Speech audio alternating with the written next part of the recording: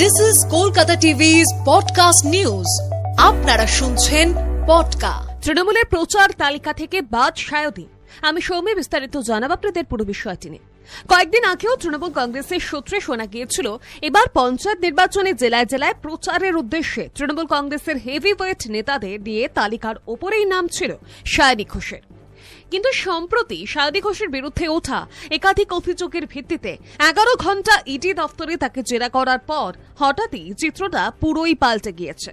তৃণমূল সূত্রে জানা গিয়েছে পঞ্চায়েত নির্বাচনের প্রচার সংক্রান্ত লিস্টে পরিবর্তন আনা হয়েছে। মূলত ওই লিস্ট থেকেই সায়নী ঘোষের নাম বাদ দেওয়া হয়েছে।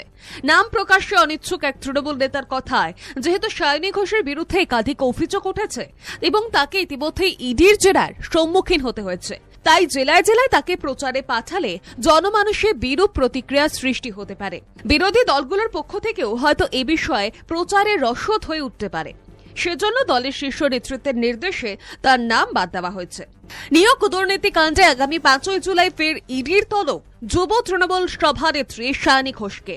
শনিবার এ বিষয়ে সায়নী বলেছেন, দল আমার পাশে আছে, আমাকে কেউ কোনো চাপ দেয়নি। নির্বাচনী প্রচারে থাকলেও 5 তারিখ সশরীরে ইডি দফতরে যাব। 11 ঘন্টা গতকাল ছিলাম, সহযোগিতা করেছি। কিছু নথি চাওয়া হয়েছে, সেগুলো দিতে হবে। যতবার ডাকা হবে তদন্তের স্বার্থে ততবারই যাব।